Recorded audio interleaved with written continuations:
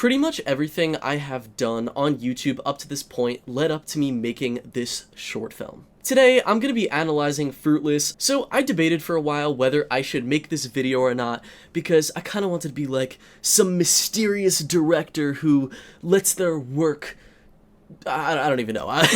But the difference between famous directors making some abstract work and me is that there will be people on YouTube who break down their work and make it more digestible for the average person, just to like make sense of whatever it is. For me, I don't have that, so I'm here to explain my own work. Also, it's probably a better perspective for the director themselves to kind of explain it rather than get somebody else's interpretation, because they could just be way off. But for now, I guess I'll just start talking about the history of Fruitless and how it came to be what it is. So I'll have to go back to April of 2023 when I was super obsessed with comedy specials. And at the time I was watching a lot of Bo Burnham, John Panette, and George Carlin. I've always loved comedy specials, but for some reason just at that time period, I was just watching them like every day. So in my brain, I was like, I can do this. I can become like a comic. So one day I was in the shower and I was just like drafting jokes in my head. So when I got out of the shower to not forget them, I pulled out my phone and I went on voice memos and I just recorded like a piece of audio of me just like trying to assemble all the jokes that I had come up with in the shower. And here are some of them. I'll be taking a shower and I would always hear girls in the bathroom. I'd be like, what? I found out it was because this kid on my floor wanted to impress girls by bringing them into the bathroom. He just thought that it would help him get laid. We're like, how does this guy do everything? And I'm really like that. I have a YouTube channel, I have this and I have that. The only thing I'm not is successful. Obviously they're very choppy, but the reason is because I couldn't really like fully remember how I was thinking of the jokes in the shower. Sometimes for me, translating stuff from my brain into something physical is kind of hard, so I kind of have to sit down and kind of tear through it to make sense of it, I guess. But after I made that voice memos, I realized, damn, this is not for me. Stand-up comedy is just not something I could ever see myself doing, despite me having like 2 days of complete confidence thinking that I could. So what I wound up doing is just shelving them and moving on with my life. But about a month later, I came up with an idea for a short film of a failed comedian. I was thinking I could potentially use those terrible jokes that I had in the voice memos and implement it into the story somehow. And if you recognize those voice clips from Fruitless, that's exactly what happened. So in about June of this year, I was coming up with ideas for videos to make for my channel. I have tons of unfinished projects for this channel, but I also have a list of brand new ideas of stuff that I hadn't started working on. But at the time, I really wanted to make a short film.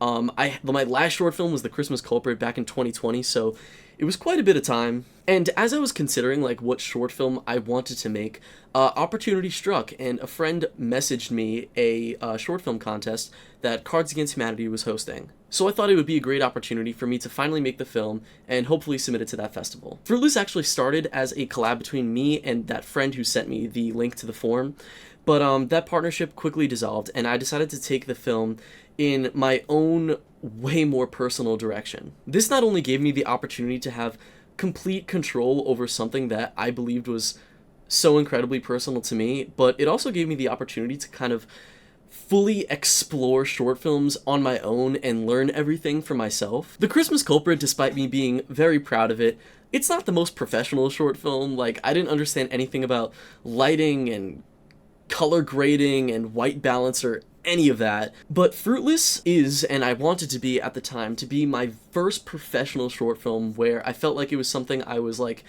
visually proud of. The Christmas Culprit I'm very proud of like conceptually and I guess like editing wise, but I didn't like shoot it in the best way, I guess. So that's what Fruitless is. Technically it took about, I don't want to say 4 months from like the conception of the jokes to the release of the film. It really, I want to say it took about like a month and a half. The production of the film itself went actually surprisingly smoothly. But yeah, that's the backstory to Fruitless. So yeah, let's start with the very first scene. Oh, actually, let's go through the pictures. The pictures are important. I've always been obsessed with liminal space. 2020, 2021, that's like all I would watch on YouTube are like liminal space videos, and I knew that I wanted to make a short film that involved liminal space. But something I would do is I would take photos of stuff that I thought seemed kind of liminal, and that kind of inspired the beginning and end photos in this film. So I'm actually taking a film class right now, but I didn't know this at the time I was making this, but there's a thing called like a closed and open shot where an open shot looks very airy, looks very kind of deep, and a close shot is a bit more personal, and you get the point. So this concept that I thought I made up was open liminal space, where it kind of just had a very open, airy kind of vibe, and I thought that would be the perfect type of thing to start a film that is supposed to be kind of liminal. I love this photo right here. Like, it is so beautiful to me, and I think it perfectly encapsulates that kind of open liminal feeling. The next one is a bit more closed, but I would still consider it to be like an open kind of shot because of it looks very deep, like it's very ominous, like kind of like the classic definition of backrooms. And the final shot here is the earliest of all the photos. I actually took this photo a little bit before Fruitless was ever even made. I was actually on a kind of hike with my friend Max, who was actually in the film, and I took this photo and I said something like, this looks so Backrooms-esque, and it was actually on Snapchat, so like the caption is on the bottom, so I kind of had to like cut it out for me to like put the photo in the film. But I just thought this was just the perfect photo to kind of, you know, go into that theme. So that's Max. I don't really have much to say about this scene yet. Actually, no, I do. I do have something to say. When I was looking for theaters to kind of like do this little comedy bit at, I originally wanted to do it at this theater that I pretty much grew up in. If you guys didn't know, I did acting for pretty much over half of my life, and it was always at the same place. And I thought it would be kind of really cool and nostalgic for me to do the comedy special in that theater, but they gave me a really high price, and my budget for this video wasn't that high. But the budget was $600. That wasn't the plan. Initially, the plan was supposed to be $0, but I had to buy a new lens to make this film. I got the 32mm for the Canon EOS. It's a really nice lens. So what I actually had to do is I had to scout for more theaters because my entire budget was pretty much just my lens, and I didn't want to spend any other money. So I actually struck a deal with a lady who owns a local theater in my area. And I had mentioned to her that I had made promotional videos for companies on TikTok. And our deal was basically I had to make a promotional video for her upcoming play, which actually never happened. So I kind of just filmed it and sent it to her. I didn't even have to edit it. So that worked out pretty well. But yeah, so she let me use her theater for a night, and that is this setting here. So, college is a weird... Okay, I want to talk about this. So, for one, before I talk, like, conceptually, look at this transition. Get some look at it. Laughs at you all tonight. So, college is a weird... How smooth is that? How smooth is that? That actually didn't take that long, but in my mind, I was like, this is the kind of, like, effect that I want to do, but I actually didn't know how to do it until I actually, like, faced it in post. So in my mind, I was like, I really hope this works, because otherwise it'll look kind of weird if he kind of just walks by the camera for no reason.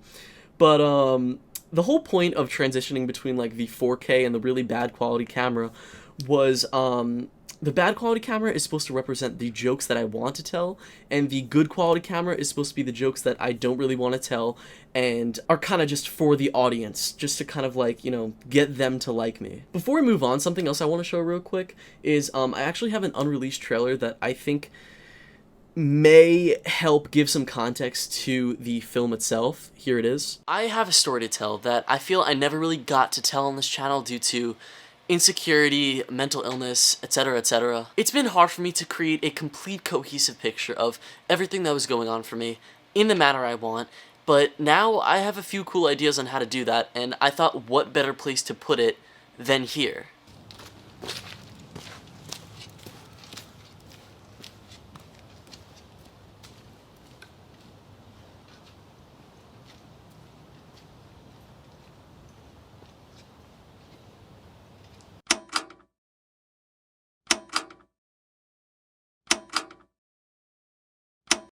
So if you don't recognize that clip, that's actually from a video I made at the very beginning of the year called Why I'm Still Here.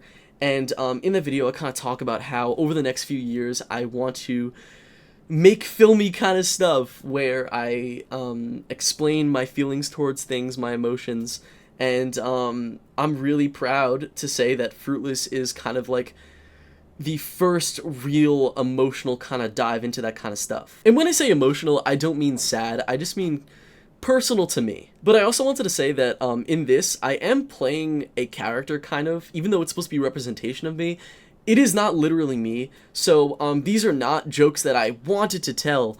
I guess it was like initially when I came up with them, I quickly realized that these jokes were not very good. It may be good for certain audiences, I don't know, but you know, if I were to become like a stand-up comedian, these were probably not jokes that I would tell. Like, I saw someone put laundry detergent in the dryer. Okay, that's real, by the way. That actually happened. I was doing my laundry when I first got to college, and someone put detergent in the dryer. Also, some of the people acting in my film, on the left, I have my friend Ava. Something really cool that I wanted to mention about her is she took this photo right here, which I think is such a beautiful photo. I actually have it as my phone background. I don't have my phone with me right now, but I would show my phone background. But it's such a cool photo. Thank you, Ava, for doing that. She also was kind of behind the camera a lot of times, so she kind of like helped tell me if I was in frame, you know, if it looked good or whatnot. So thanks, Ava. Next to her is my good friend Matthew. He's definitely the most featured person on my channel, and I actually contacted him like very last minute. I was like, hey, you want to be in my film? And he was like, yeah, sure. And I didn't really tell him anything about it. He kind of just showed up, and he's in it. And next to him to the right is my friend Jeremiah. Him and his brother Andrew, who is later in the film, they pretty much helped me film this entire thing. So big thanks to him for, you know, helping me. But the weirdest thing about college was, Also, something I wanted to say about the poor quality is, before I mentioned the John Panette comedy special, the version that I watched was on YouTube, and it's actually in really poor quality. So that actually inspired me to kind of make this like a poor quality kind of comedy special, because I really love that special. I really love John Panette. It's called I Say Nay Nay. It is such a great comedy special. I highly recommend for you to watch it. I was also inspired by the Kendrick Lamar music video for the Hillbillies with Baby Keem. I just loved the way it looked. It is in like 4K. It is really like high quality. So I wound up not, you know, really showing that inspiration much, but that was actually the initial inspiration behind why I did it in this kind of quality. That was also shot in 3x4, that music video, which was the initial idea I had. I wanted to shoot this whole thing in 3x4, but it just didn't really work out for what I wanted to try to do. There were certain scenes where it just didn't look good, so I just, you know, kept with the standard 16:9 aspect ratio. I definitely want to make a film in 3x4 in the future, but yeah, it just didn't work out for Fruitless. like, buddy, I think you're gonna have to do a lot more than show her piss-covered tiles to get laid. That's also true. Funny enough, that actually happened while I was coming up with the ideas for the jokes. I was just in the shower, you know, thinking of these jokes, and this guy came in with some girls, and I was like, why? Why did the man cross the road?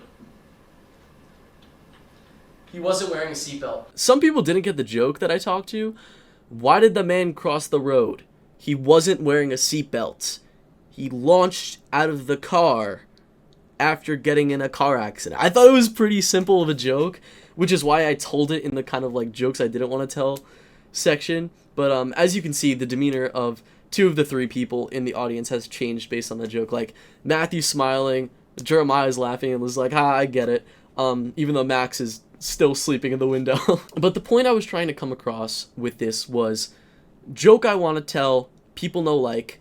Joke I don't want to tell, people like. And I guess that's kind of a metaphor not only for my YouTube journey, but just for life, where it seems that anything I'm really passionate about or something that I really want to do most of the time doesn't really get like the critical, oh, not critical acclaim, but I guess the numbers that I want. But if I just make some stupid video for TikTok, it gets like 100,000 to 1,000,000 views or something crazy like that. But as I said, that also kind of just applies in my life, where it seems that the stuff that I put a lot of effort into, I don't really get much for, and the stuff that I don't put a lot into, it seems that I get a lot more for. And that's kind of why the film is called Fruitless. Failing to achieve desired results, unproductive, or useless. I'll talk about the second half of that definition a little bit later on, but failing to achieve desired results is kind of just the point of this initial section, where it's the result that I want is people to appreciate my stuff, and obviously that's not what's happening here, and I feel like in my life that's a similar thing. Whoa, a big boy word. So something about this theater that I was very happy about was the fact that it had a dressing room, because that was like a deal breaker for me. I really wanted a dressing room to kind of do this scene of just me being like super upset over that. To get ready for this, I had to do like a little bit of like an exercise to try to get me in like an angry kind of mood. Because it was kind of a very fun, kind of laughy environment. A lot of people like that I was with, while I was filming this, they were kind of laughing and making jokes and stuff. So, the professional actor I am, I had to kind of get in kind of like the mindset of, this is serious, this is what I want to do, and yeah. At the time, I didn't really know much about film. I didn't do any research about like cliche stuff in film or like, popular tropes or whatever. I watched a video recently that was like, what not to put in your short film, and it was like scene where you stare at yourself in the mirror, and I was like, damn it, I don't want people to perceive this as like corny or something, but let me explain why I think it doesn't kind of fall into that category. The point of the scene is not supposed to be like me looking into my reflection and being like, what have I done with my life? I can't believe it. It was just supposed to be like just me expressing my frustration. I could have very easily like done the same scene without a mirror. I could have just been looking at a wall or whatever, but the situation is I'm in a comedy club stage type thing, and the backstage is a dressing room, so I just felt like me looking into the mirror just made so much more sense, and like if I positioned it like towards my face, it would have conveyed the same thing. I just liked the way the mirror looked better. I also want to talk a little bit about like me breathing. This wasn't intentional from when I was filming it, but when I was in post, I was like, this looks great. I love the way this sounds and looks. Me breathing in was kind of like a climactic moment to go into the next scene, and the next scene is just nothing. Let me show you. See how like I kind of like breathe in and then it transitions to the next scene? I just love the way that looks. Yeah.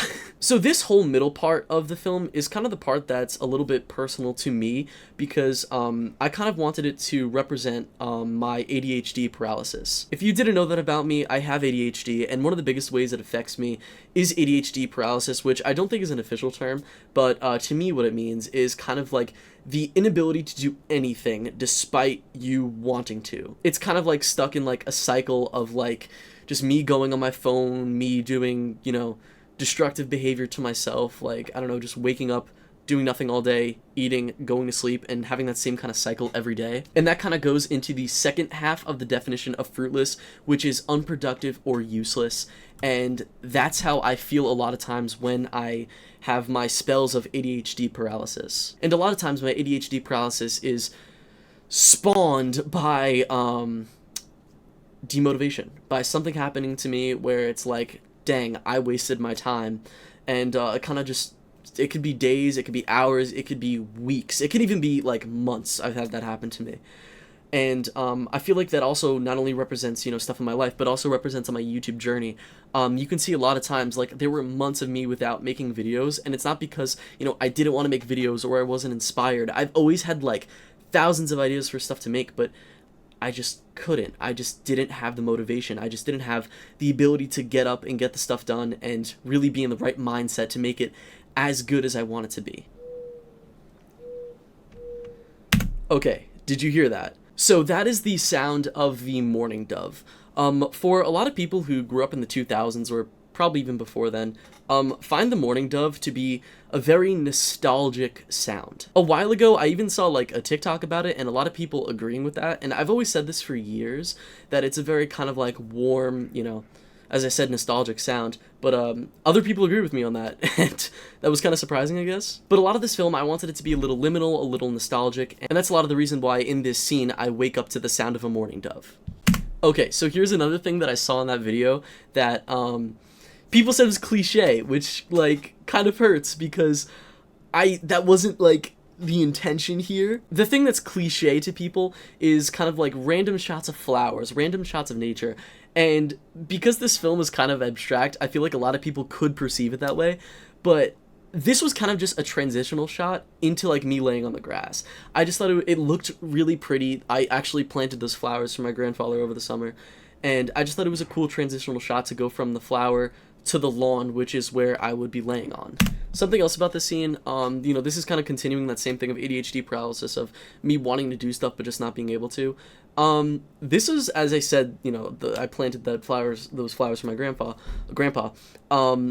This is his backyard, and he lives next to a highway, and it was very loud, it was very noisy at this time of day, and so what I had to do was I had to kind of find like no copyright, you know, sounds of nature to kind of overlay over this to make it seem like, you know, I was just in the middle of like nature somewhere, or like a park or something. Little Ken Burns there. I'm sure if you grew up in the 2000s, you recognize this thing. It is the, you know, the all popular fish lamp that everyone had in their life. I love the way it looked under, you know, the no light and in this shot, but it kind of also adds to that kind of liminal, kind of nostalgic vibe of this short film. And what I'm doing here that some people may have not gotten is this is kind of like my first bout of getting my motivation back. What I'm supposed to be doing here is I'm typing on a computer with this exact keyboard here my script for my next comedy special. Okay, so this is my favorite scene in the entire short film. It was actually kind of indirectly inspired by a video my friend Nick sent me.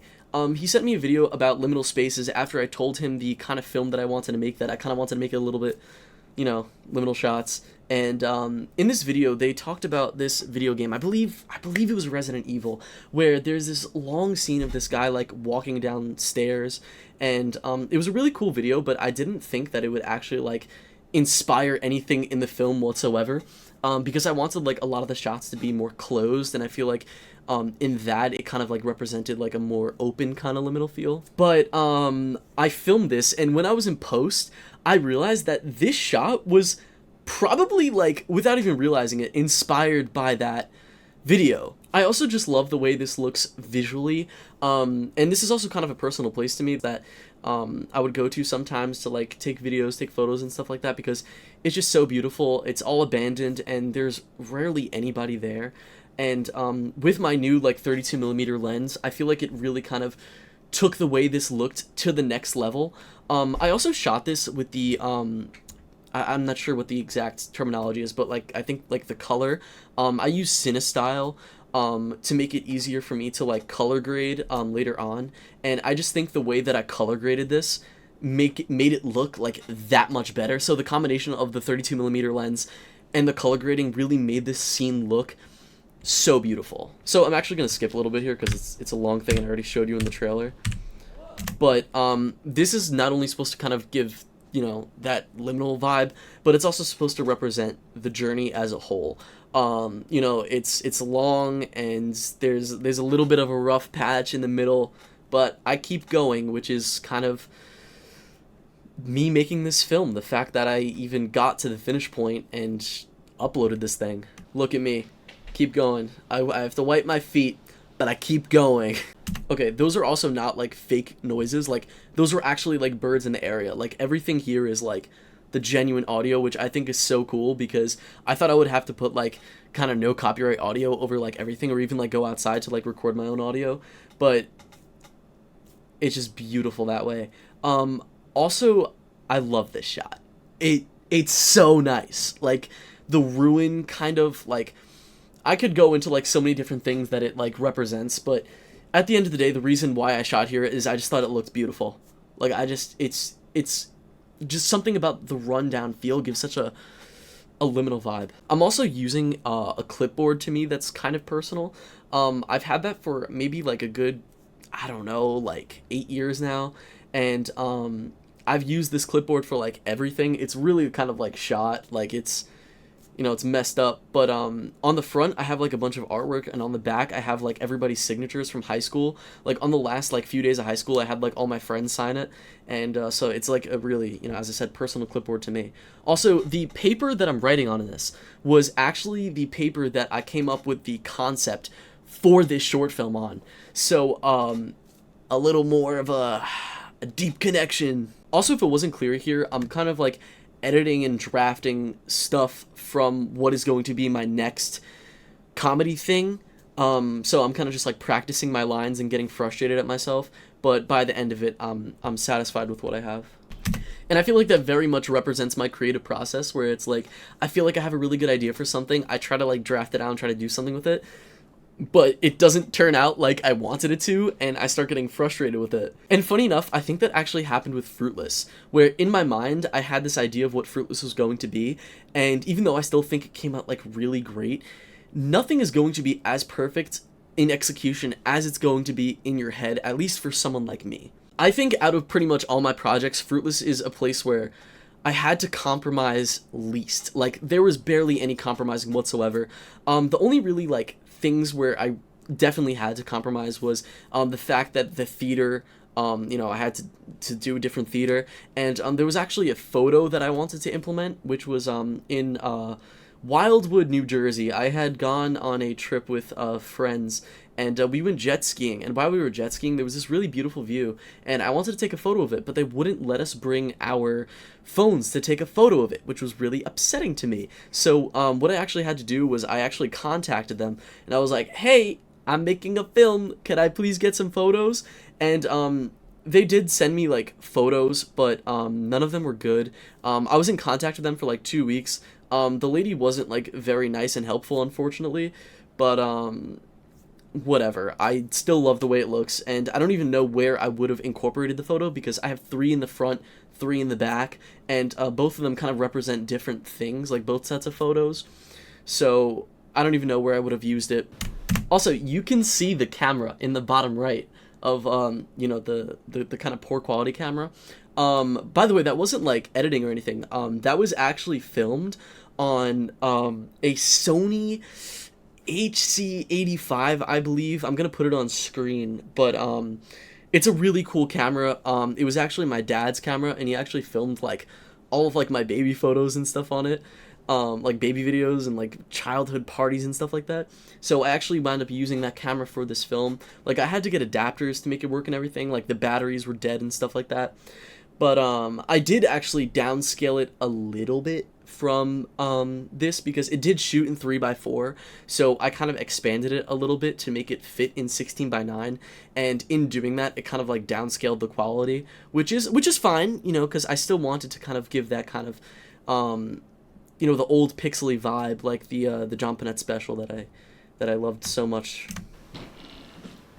Okay, back again. So that is Jeremiah again on the right, but on the left is his brother Andrew. Funny enough, I actually had a short film in 2020 that I actually drafted up, and he was supposed to star in it, but I wound up not making that film.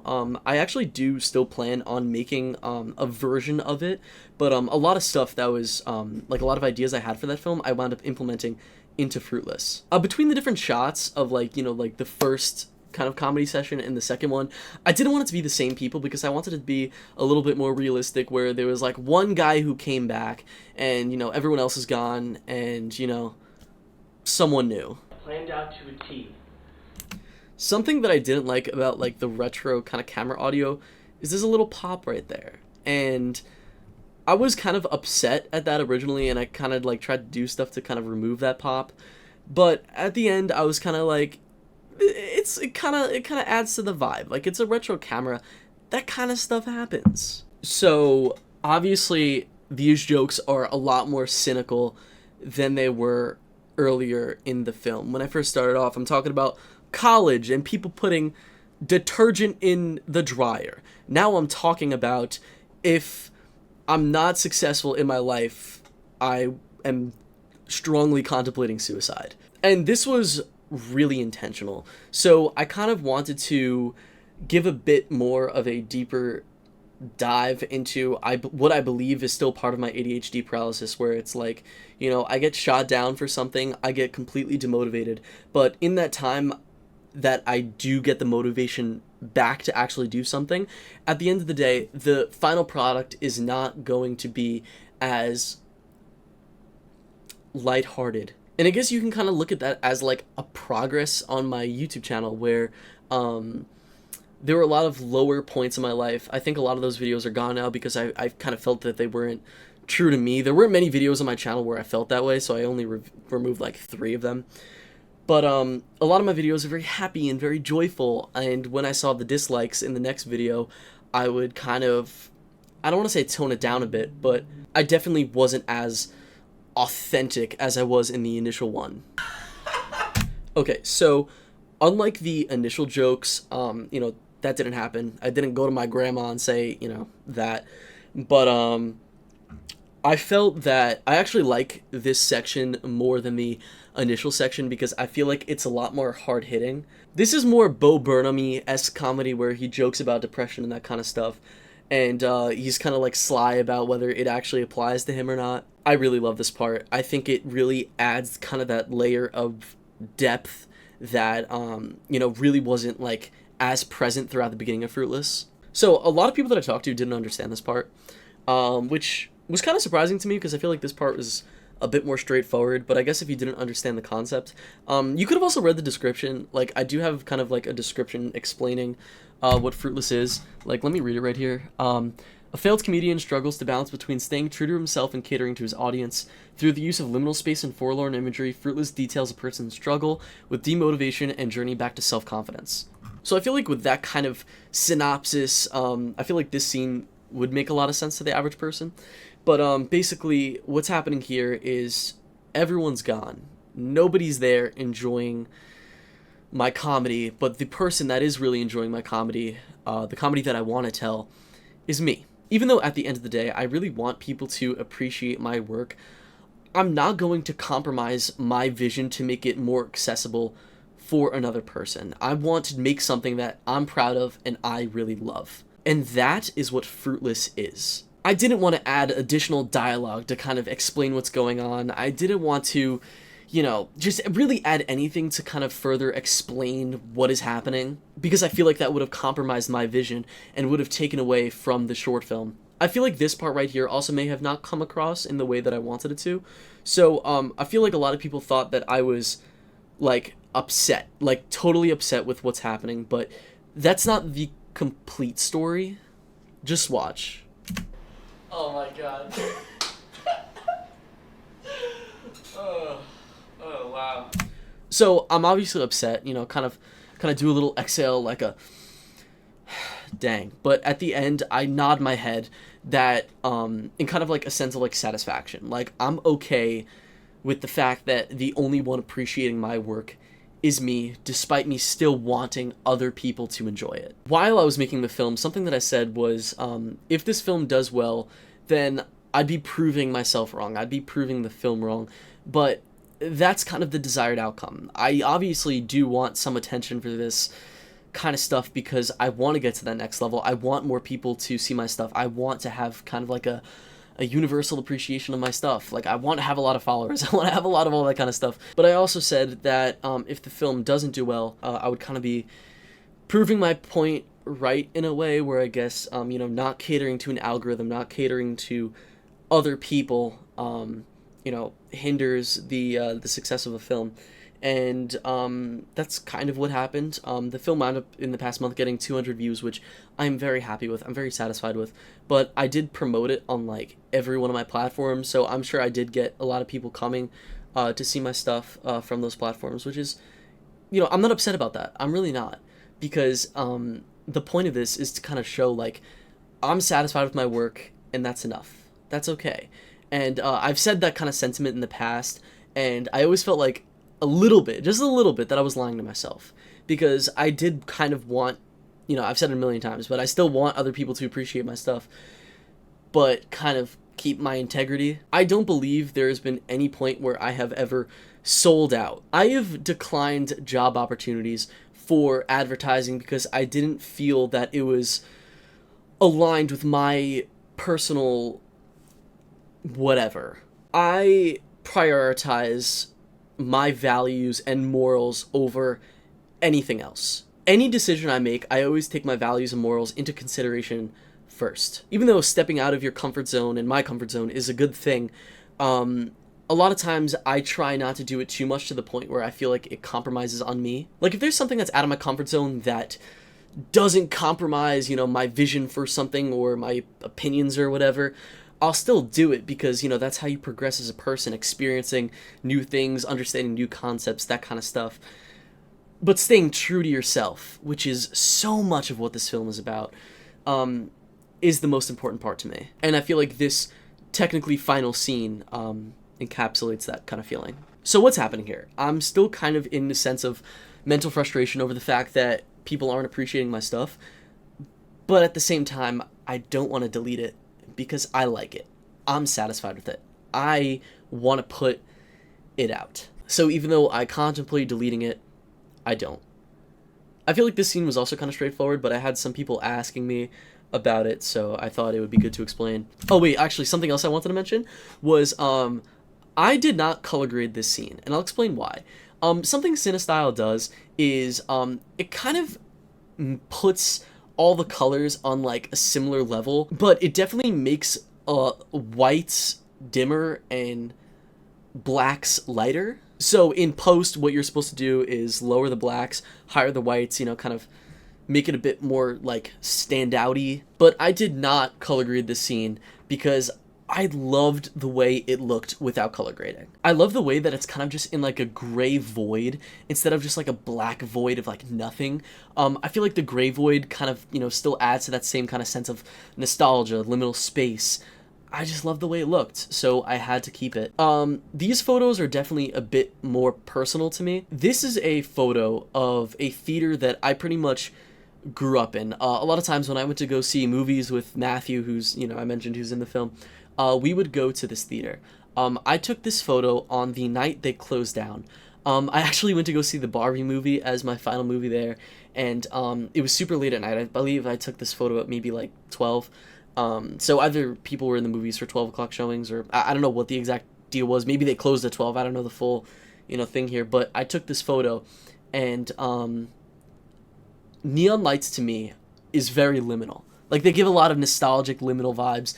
And the fact that this has kind of like the eerie idea of this is probably one of the last photos taken at this theater, and the last time it was open, it adds the eeriness to the liminal that to me it looks so great. And the piece of trash on the floor too, like I feel like that adds more to like the abandoned thing. And I think that's why I love the scene in the middle where I'm like walking and like where there's all the graffiti in that area. The ruin adds so much to the liminal vibe.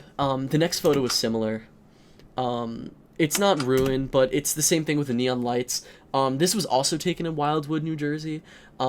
This is just a place that I grew up going to, and this was probably maybe going to be the last time that I went there because, I'm in college now. I'm currently in my dorm room, and a lot of us won't have time to go down to Wildwood and have a nice summer vacation. We're going to be in internships and jobs and whatnot. So this was probably going to be the last time, or if not one of the last times, I get to see this scene. So I took a photo, put it in the film, and I really, really feel like it kind of has that kind of closed liminal vibe. And the last photo.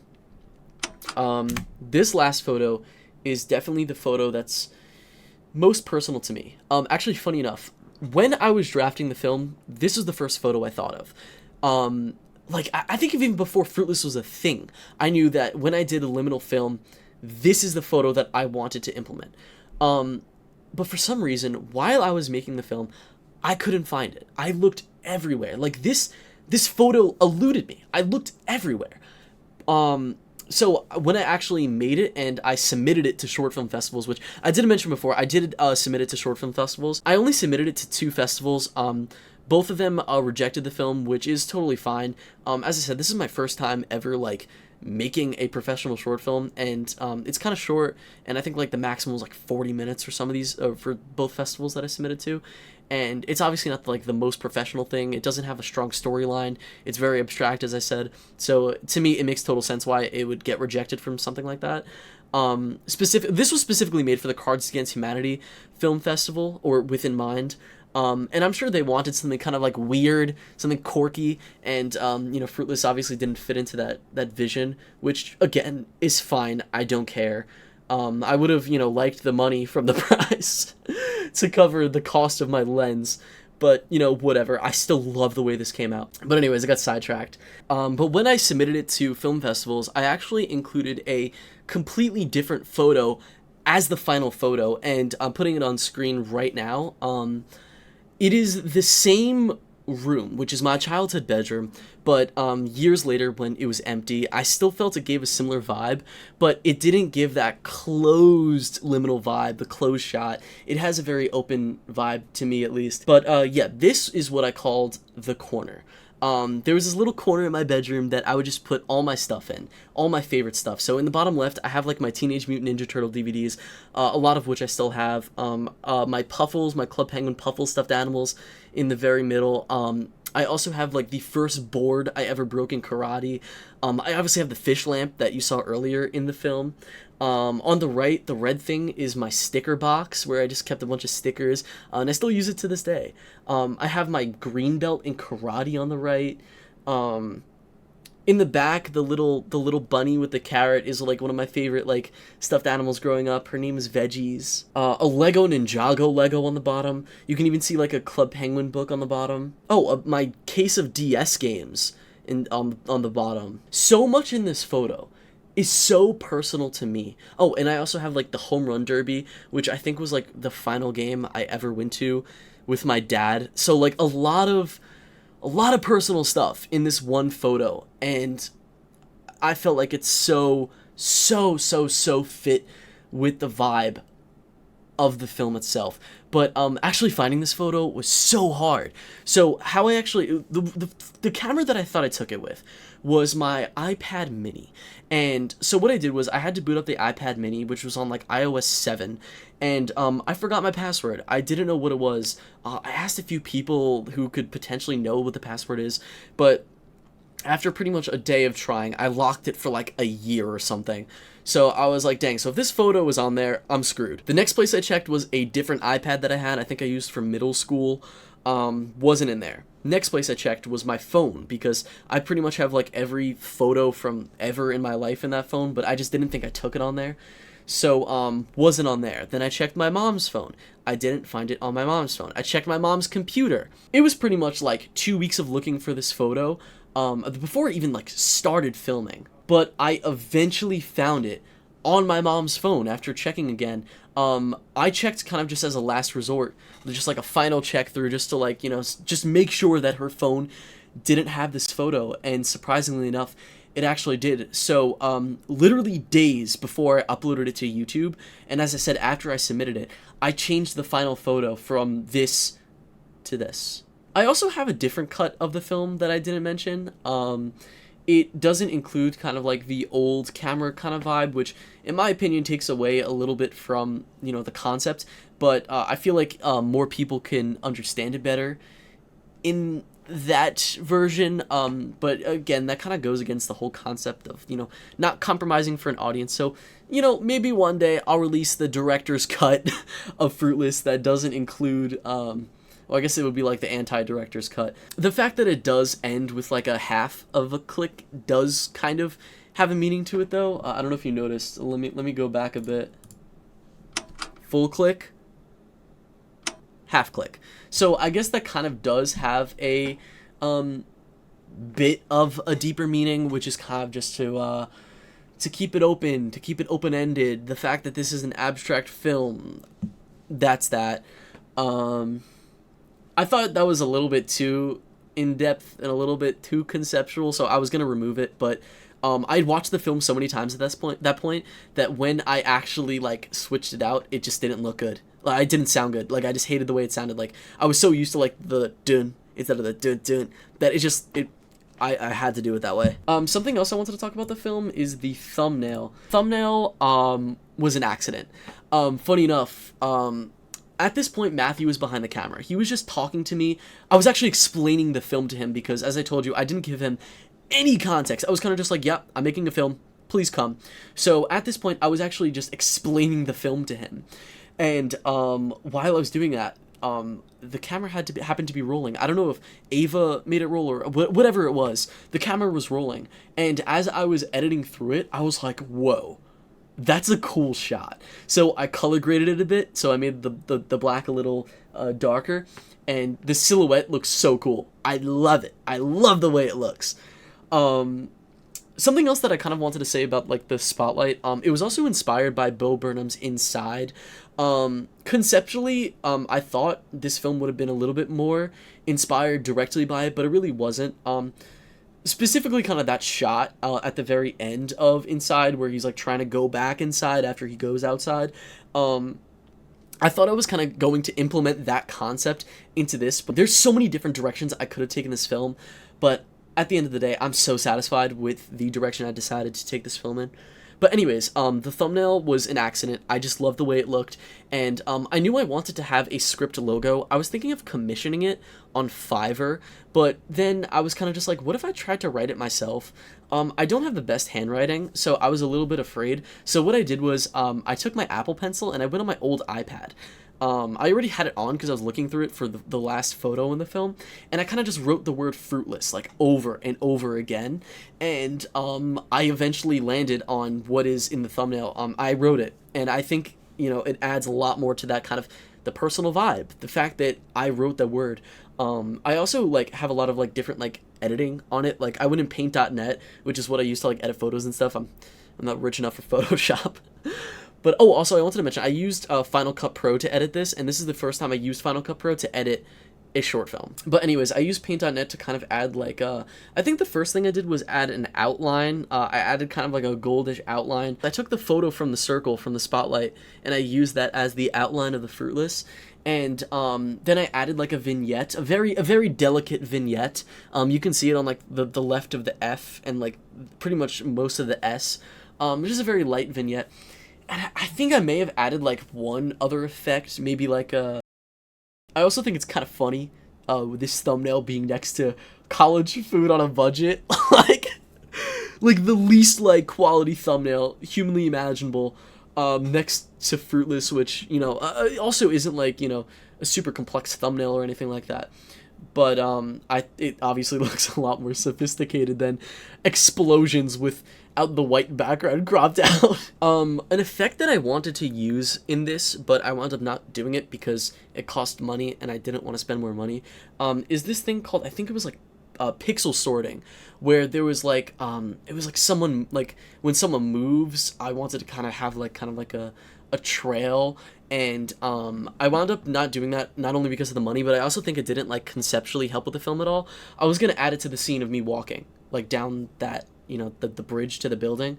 I love that scene so much that I think adding this additional effect unnecessarily without like any, you know, idea behind it was kind of stupid and pointless. I may use it in a future film. I don't know, because I love the way the effect looks. I also have some other inspirations here. Like I said, purity of a child and how they're genuine to themselves and not poisoned by the outside world. I guess like that also kind of goes into the fact that like the nostalgic thing, you know, the childhood thing that I've been saying all along. I heard a quote recently about like okay, so it's a quote from someone else, but I actually found it in a Logan Paul video. So the quote is, can you remember who you were before the world told you who you should be? And that quote is so inspiring to me, because I really feel that like I've always been very true to myself. There weren't many times where I wasn't, and I definitely think I want to talk more about the times when I wasn't fully true to myself in the future, but this quote right here inspired so much of what Fruitless came to be. God, that's so embarrassing. That was from a friggin' Logan Paul video. In my inspirations, I have Ken Burns in post, and I did do that. And I don't even think I looked at my inspiration list while I was making the film, like, in post. Oh, okay, so the pixel sorting that I mentioned before was actually inspired by the Catch Me Outside music video by Lyrical Lemonade. He does like a pixel sorting effect in that I really liked, and I wanted to use it, but I wound up not. I, again, may use it for a future video or film or whatever. But yeah, I think the final thing I wanted to mention is when I was initially, like, coming up with the concepts for this film, I watched the Grand Budapest Hotel because I heard that it had a lot of, like, 4x3 shots, and I thought, like, you know, I would be able to, you know, implement some of the, like, kind of, like, shot techniques in the film, and it was a fantastic film. Literally one of the greatest movies I've ever seen.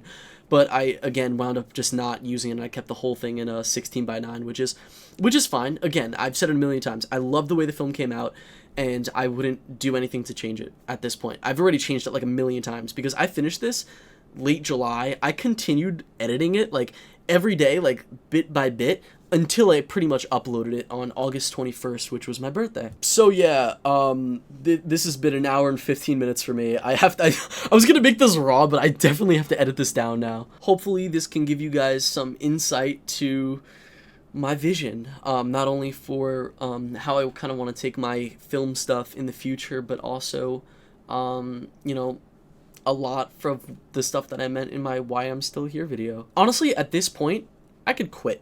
Like, I could just leave. Like, I feel like Paul at the end of Llamas with Hats, when he's, like, looking at the world destroyed and, like, contemplating his entire life. But the difference is, I'm not a deranged psychopath, and I'm also not a llama. I'm kind of just this old grandpa rocking in his rocking chair, looking at my grandkids, which is just my younger self. But I feel like it does help give insight to why I wasn't able to fully express myself in the way that I wanted, how I wanted, and how frequently I wanted. I don't know what my plans are for this channel in the very near future. I don't know if I'm going to make another short film soon. I'm in a film class, as I mentioned before, so I feel like that's definitely going to motivate me to make more stuff for Little Uppy. But right now, I really want to focus on Uppy GD, my other channel, because I kind of like let that to die. And I have some cool videos and streams that I'm planning on doing there, so sub to there. I'm so proud of all the stuff I've done this year. Pokemon Week, the college food video. I didn't think it was that great initially, but watching back, I really liked that video. Even Why I'm Still Here, even though it's kind of an update video, I feel like the first, like, 6 minutes or whatever is so personal and so good. Like, I love it. But yeah, I guess I'll see you guys in the next one. Goodbye.